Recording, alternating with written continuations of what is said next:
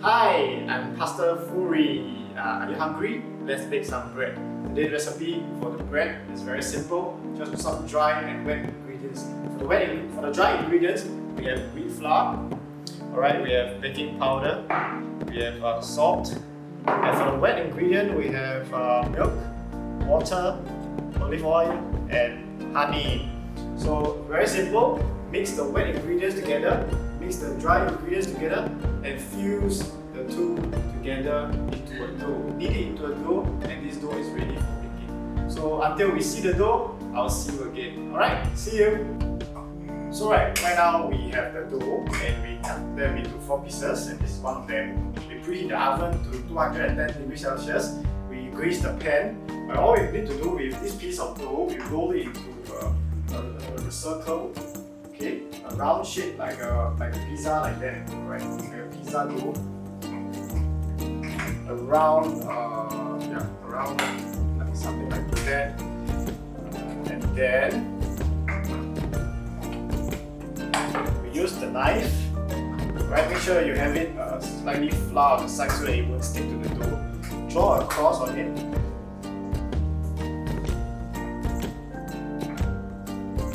Alright.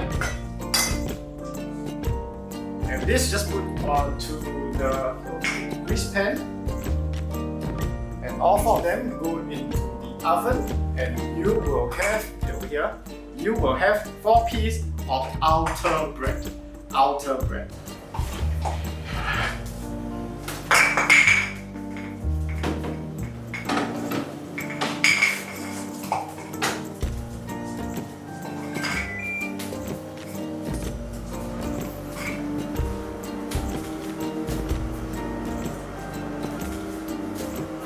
So until the bread is done, while waiting, let us talk about Holy Communion. Let's go to my studies.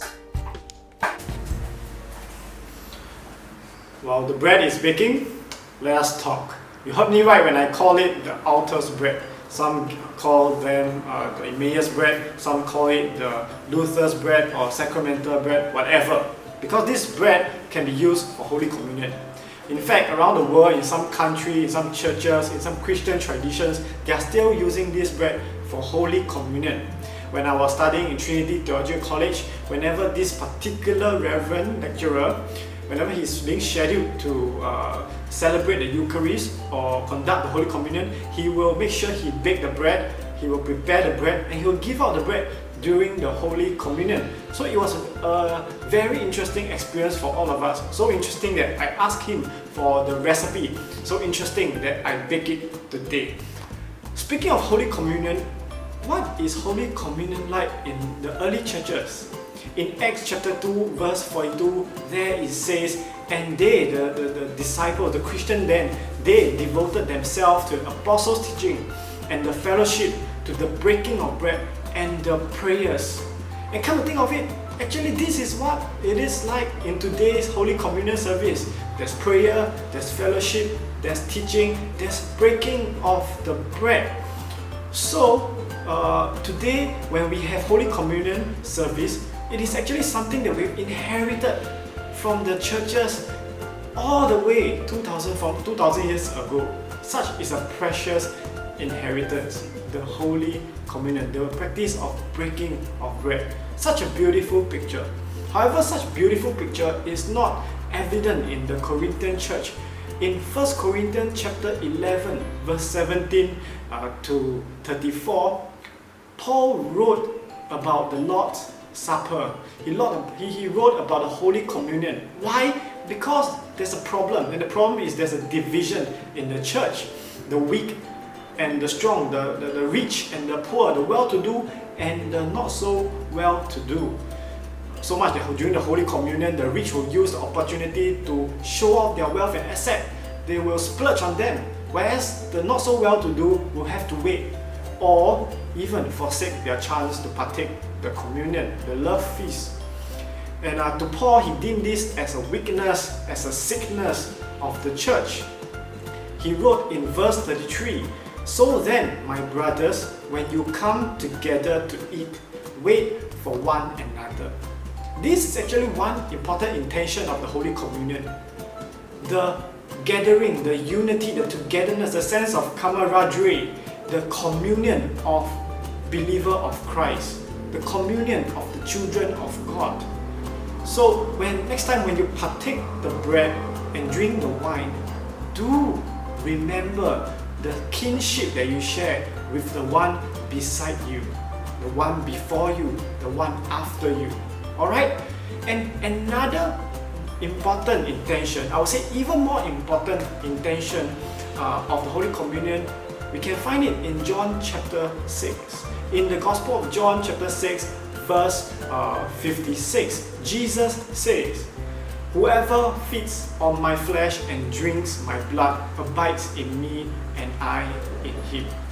That means when the church as one, we partake the bread and drink the wine, we are in him and he in us. It's a communion with God. It's a fellowship with God as we receive the grace we find in Jesus Christ. His essence, His nature, His goodness is in us and we are in Him. So that is why during every time when I pray the prayer for humble access, there's this phrase when I say, "I abide in Him and He in me, I am always ministered." So that is why the communion is called the Holy Communion, the communion among the saints and the communion of God and His people. So friends, when you partake the bread and drink the wine next time, let's not take it for granted. Let's enjoy this gift that the Lord has given us. This sense of kinship, this Holy Communion. I think the bread is about to be done. Let me check on the bread. Alright, see you soon.